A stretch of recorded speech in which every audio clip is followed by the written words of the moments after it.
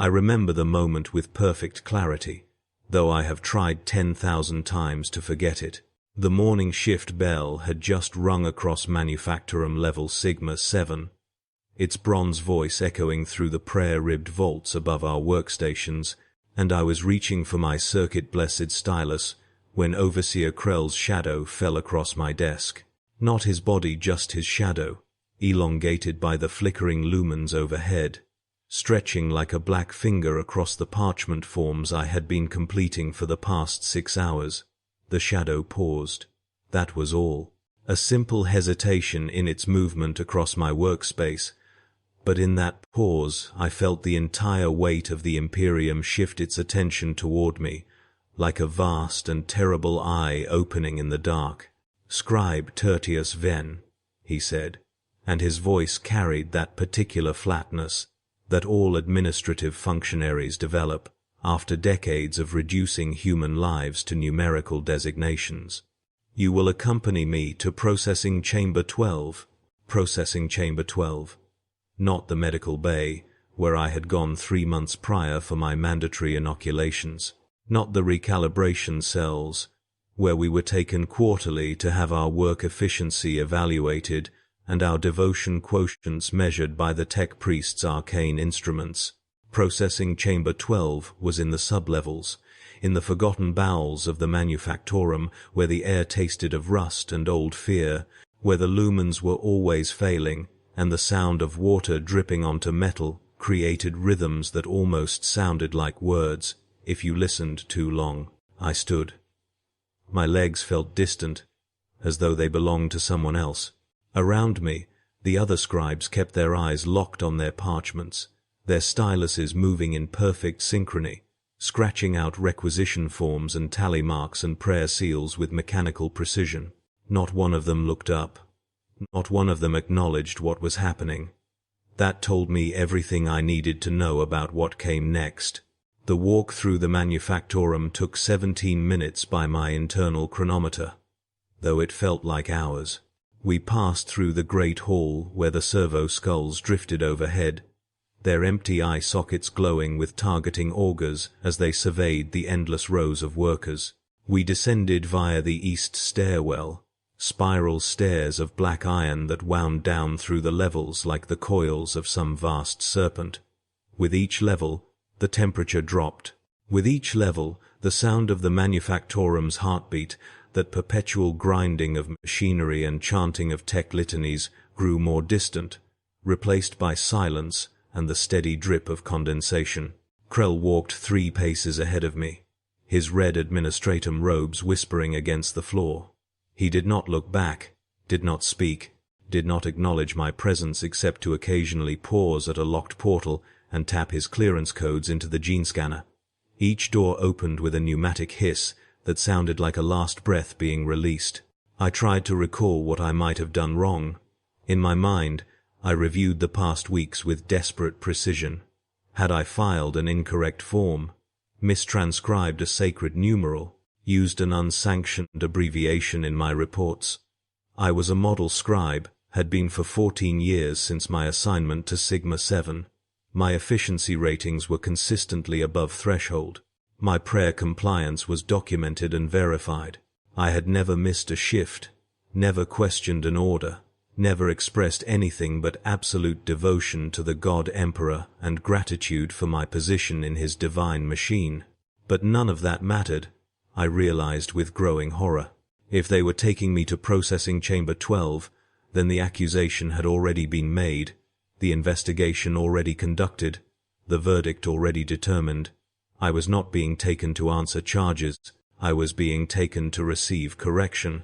The final door opened into a corridor I had never seen before, though I had worked in this Manufactorum for 14 years.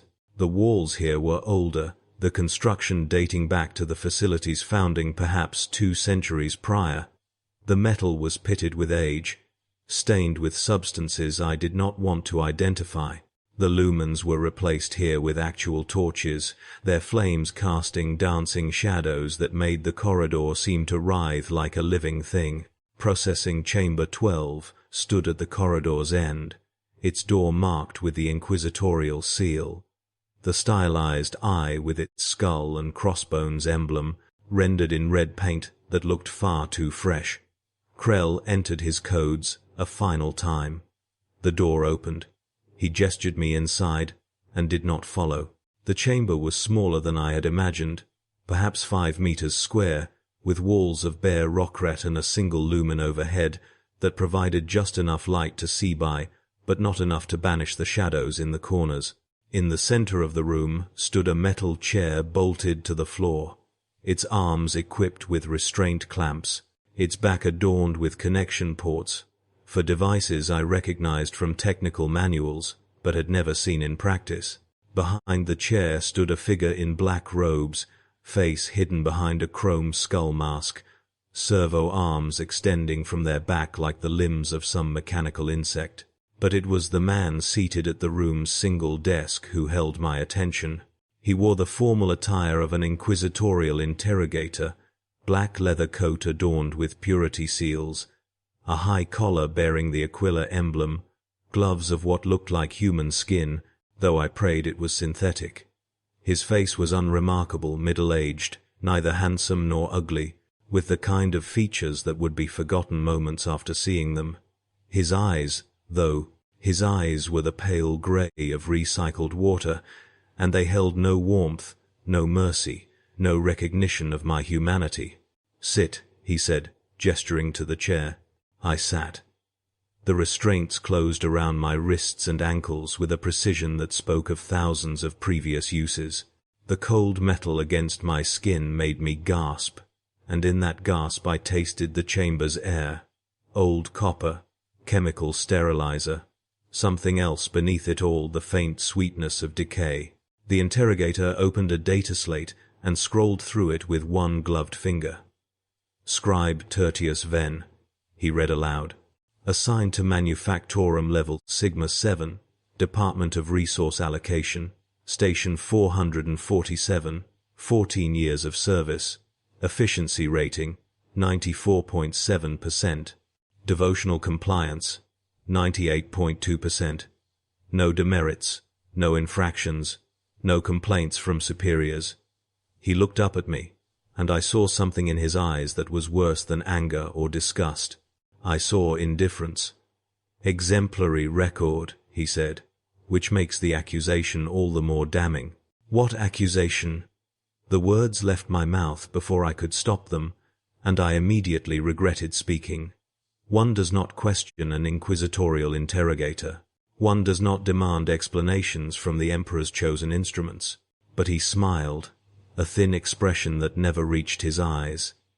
"You truly do not know," he said, and it was not a question. "How delicious. They never do, at first."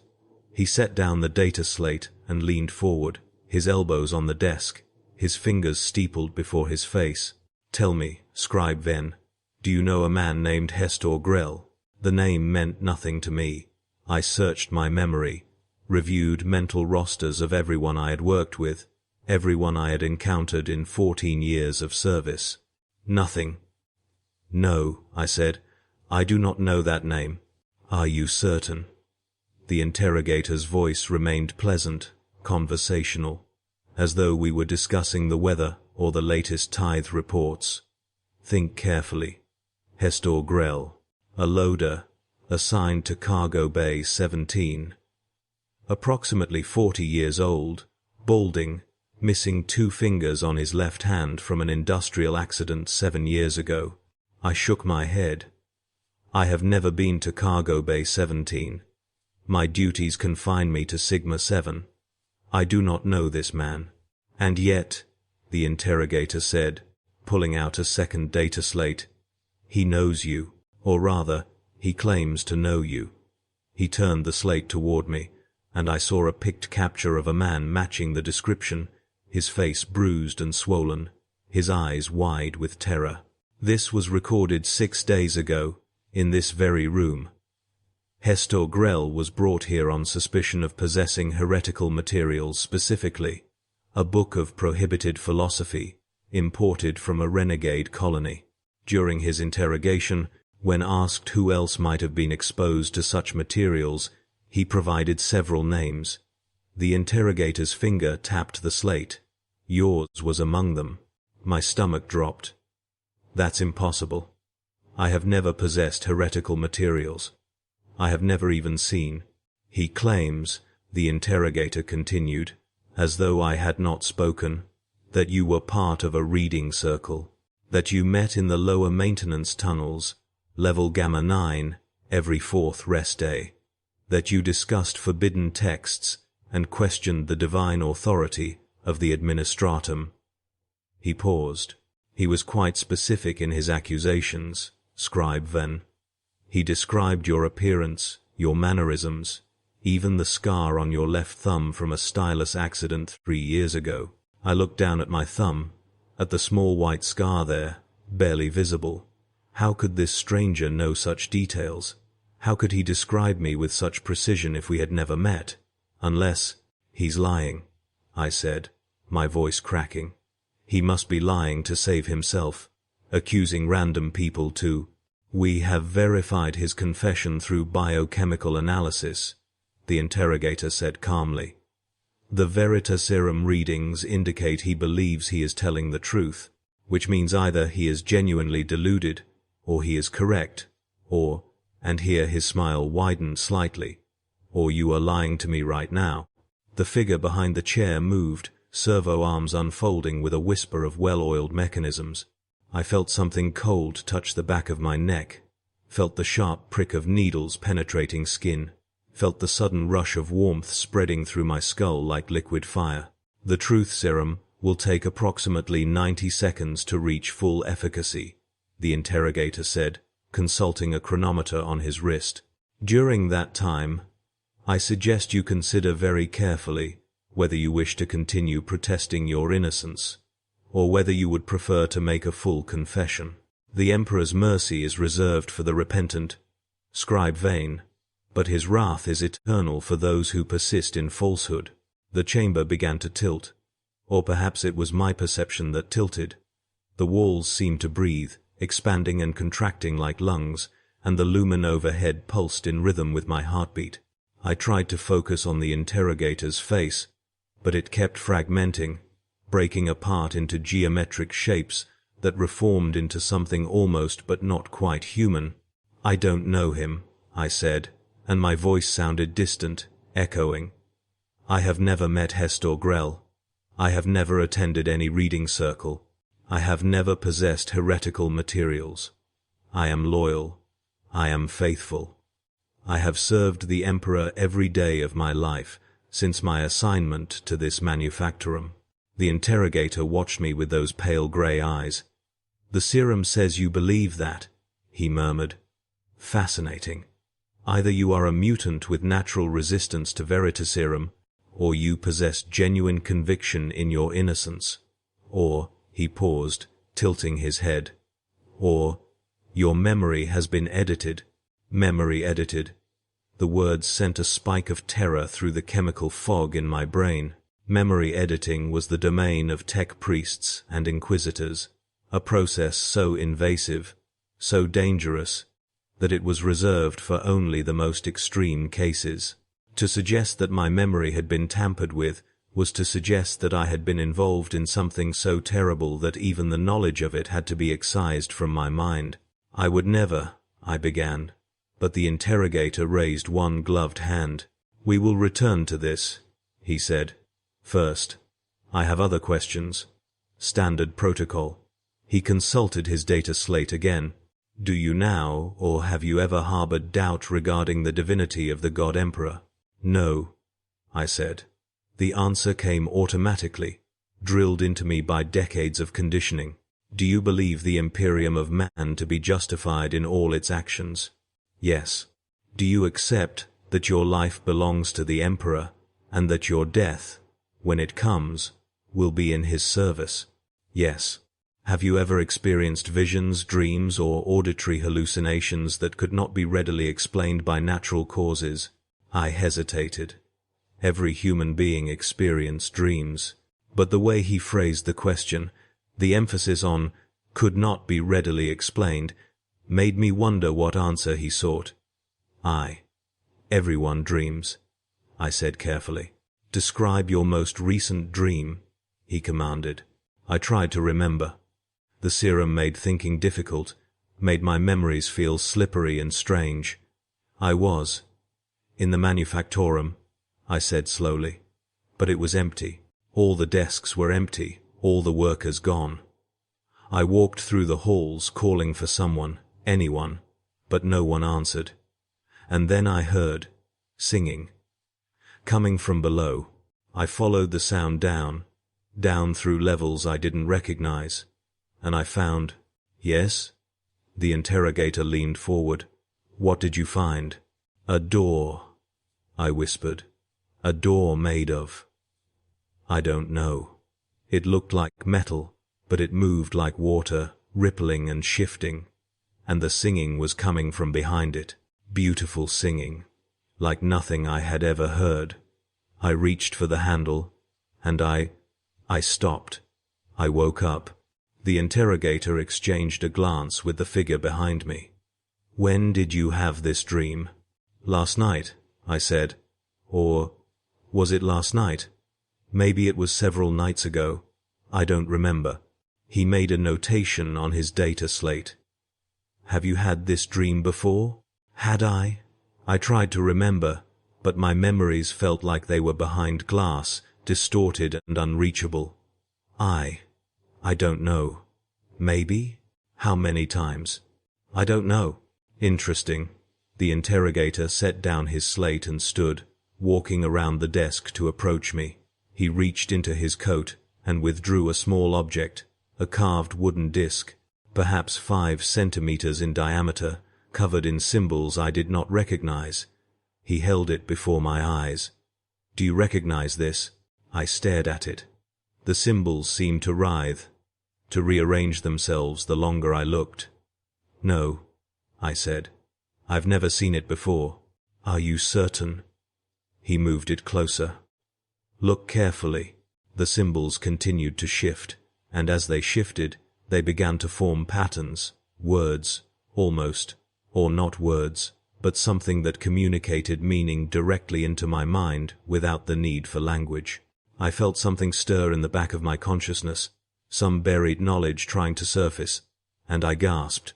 "I see," the interrogator said softly, withdrawing the disc. "You have been exposed. The symbols resonate with you. That means you have seen them before, even if you do not consciously remember." "What is it?" I asked, my voice barely a whisper. "This," he said, holding up the disc, "was found in Hestor Grell's possession. It is a focusing charm used by certain sects to facilitate communication with entities that exist beyond the veil of reality. Entities that the Imperium has declared anathema, entities whose very names are forbidden to speak." He tucked the disc back into his coat. "The fact that it resonates with you confirms that you have been exposed to such influences, whether willingly or not." "But I haven't." Desperation clawed at my throat. "I don't know what you're showing me. I don't know this Hestor Grell. I have never attended any forbidden meetings. I am innocent." "Innocence," the interrogator mused, "is not the same as ignorance. You may genuinely believe yourself innocent, Scribe Ven, but innocence implies a choice, an active resistance to corruption. What if you were exposed without your knowledge? What if the corruption has already taken root in your mind, growing like a cancer, waiting for the proper trigger to activate?" He returned to his desk and picked up a third data slate. "We have reviewed your work product over the past 6 months. Do you know what we found?" I shook my head, unable to speak. "Patterns," he said. "Subtle deviations in your requisition forms, specific arrangements of numerals that, when isolated and analyzed, form a sequence, a code. We ran it through our cryptographic engines. And do you know what it translates to?" Terror flooded through me. I would never. "It translates to a passage from the Lectitio Divinitatus," he continued, "but not the approved version. An older version, from before the Council of Machinarium edited out the heterodox sections. Specifically, A passage discussing the nature of faith and the possibility that the Emperor's divinity exists as a psychic reflection of humanity's collective belief rather than as an objective truth. He looked up at me. "You have been encoding heresy into Imperial documents, Scribe Ven, whether you know it or not." The room spun. My vision blurred. "That's impossible," I whispered. I wouldn't. "And yet you did." The interrogator's voice remained calm, clinical, as though discussing a mechanical malfunction rather than the destruction of a human life. "Which brings us to the central question. Are you a willing heretic, consciously working to undermine the Imperium, or are you a sleeper agent, programmed by some external force to carry out these actions without awareness?" In some ways, the second possibility is more disturbing than the first. The figure behind me moved again. I felt more needles pierce my skin, felt new chemicals flooding my system. The world began to fragment, breaking apart into shards of color and sensation. I tried to speak, but my voice came out as a wordless moan. "We are going to map your mind now," the interrogator said, his words coming from very far away. "Every memory, every thought, every hidden corner of your consciousness will be examined. If there is corruption, we will find it. If there is innocence, we will verify it. But understand this, Scribe Ven, the process is not gentle. When we are finished, you may not be the same person who entered this room. You may not be a person at all. But the truth will be known." I wanted to scream, to beg, to plead for mercy. But I could no longer control my body. I felt the servo arms attach themselves to my skull, felt the sharp intrusion of connectors boring through bone, felt my consciousness being invaded by something vast and cold and utterly indifferent to my suffering. And then I was falling. Not physically, my body remained locked in the chair, restraints biting into flesh, but mentally, plummeting down through layers of memory and identity, past the surface thoughts of daily life, past the accumulated routines and habits of 14 years, past childhood memories of the schola where I had been raised and trained, past even the faint recollections of my birth parents whom I had never known, down, down, into regions of my mind I did not know existed.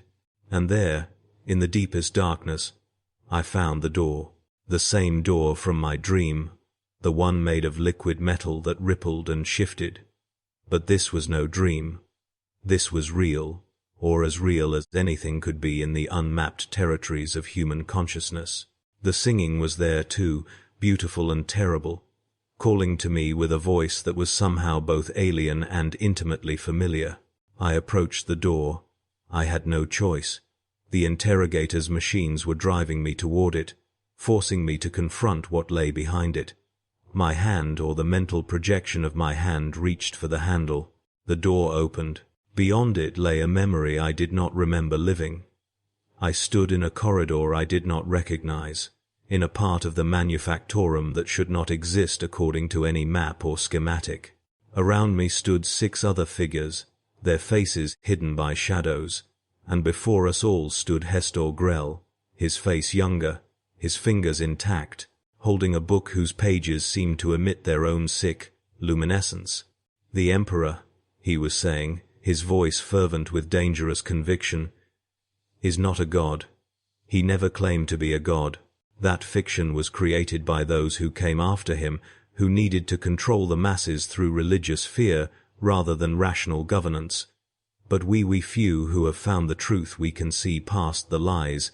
We can perceive reality as it truly is, not as the administratum tells us it must be. And I, the me in the memory, the me I did not remember being listened with rapt attention." I nodded. I agreed. I took the book when he offered it and read passages aloud, feeling their words resonate with some part of myself I had not known existed. The memory continued. Weeks of meetings, months perhaps, each one delving deeper into forbidden philosophy. We discussed the nature of faith, the architecture of belief, The possibility that humanity's species-wide worship of the Emperor had created something real in the Immaterium, a gestalt consciousness born from trillions of souls crying out in unison. We read texts from before the Age of Strife, from the dark age of technology when humanity had reached heights we could scarcely imagine now. We questioned everything. And then came the night when Hestor brought something new. Not a book this time, but a small wooden disc covered in symbols. "A gift?" he said, his eyes bright with something that might have been madness or revelation or both. "From those who came before, from those who know the true shape of the universe." He taught us how to meditate on the symbols, how to open our minds to their meaning. And when we did, we felt something respond, something vast and intelligent and utterly inimical to human understanding, something that whispered promises of knowledge and power and transcendence. If only we would open ourselves fully to its influence. Most of us fled after that night, terrified by what we had touched. But I, the me in the memory, I lingered. I wanted to know more. I wanted to understand. Hestor saw my interest and smiled, and he gave me the disc, told me to keep it, to meditate on it in private, to let its truth seep into my mind gradually until I was ready for the next revelation. And then the memory ended. Not naturally, but abruptly, as though something had reached into my brain and severed it with a blade. The door slammed shut. I found myself back in the darkness, alone. The singing faded to silence. I surfaced back in my body to find the interrogator staring at me with something like satisfaction. "There," he said. "Now we have the truth. You were part of Hestor Grell's reading circle. You were exposed to heretical materials and to influences from beyond the veil. And then," he paused, scrolling through data on his display, "and then someone edited your memory. Someone with considerable skill and resources removed all trace of your involvement, buried it so deep that even you could not access it. But why?" My voice was hoarse from screaming, though I did not remember screaming. Why would someone do that? An excellent question. The interrogator stood and walked to a storage locker in the corner. He opened it and withdrew an object wrapped in black cloth. He unwrapped it carefully, revealing the wooden disc, Hestor's disc, the one from my hidden memory. "We found this in your quarters, Scribe Ven, hidden beneath a loose floor panel under your bed. You placed it there after your memory was edited, acting on post-hypnotic suggestion. You did not know you possessed it, but you protected it nonetheless, keeping it safe and accessible should you ever need to retrieve it. My quarters, my bed." I tried to imagine myself hiding something there, tried to remember the action, but there was nothing. Just a void where the memory should have been. "The question," the interrogator continued, "is who edited your memory and why? Was it the reading circle itself, attempting to protect its members by erasing evidence of their involvement? Or was it something else, some external actor with their own agenda?" And more importantly, he held up the disc, letting it catch the light. "What were you being prepared for? What was the purpose of programming you with hidden knowledge and buried compulsions?" I had no answers. I felt hollowed out, violated, as though everything I thought I knew about myself had been revealed as a comfortable fiction. Who was I? Really? The loyal scribe who had worked faithfully for 14 years?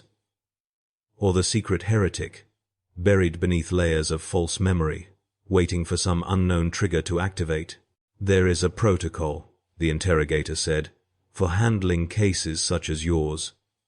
We cannot simply execute you. You may yet serve the Emperor's purposes, whether you know it or not. Your very existence is a thread we can pull, a trail that may lead us to the architects of this conspiracy. So we will do to you what was done before, but more thoroughly, more completely. We will edit your memory again. We will remove even the knowledge that you have been accused, that you have been interrogated, that this conversation ever happened. We will return you to your desk in Manufactorum level Sigma 7, and you will continue your work as before, never knowing that you are being watched, every action monitored, every word analyzed, every dream recorded and scrutinized. You'll turn me into a puppet, I whispered. A tool. You were always a tool, Scribe Ven.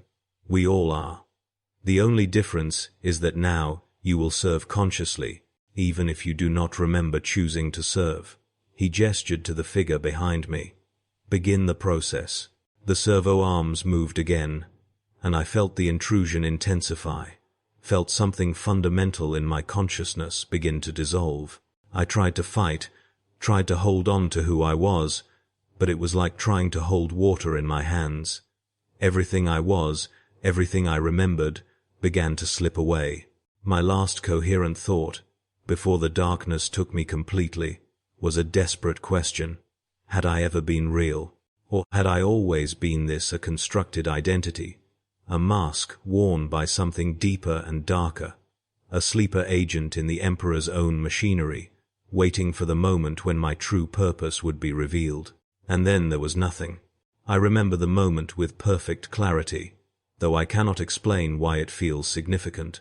The morning shift bell had just rung across Manufactorum level Sigma 7, its bronze voice echoing through the prayer-ribbed vaults above our workstations, and I was reaching for my circuit-blessed stylus when Overseer Krell passed by my desk. He paused for a moment, his shadow falling across my parchments, and I felt an odd sensation like déjà vu, but deeper, more unsettling, as though I had lived this exact moment before, though that was impossible.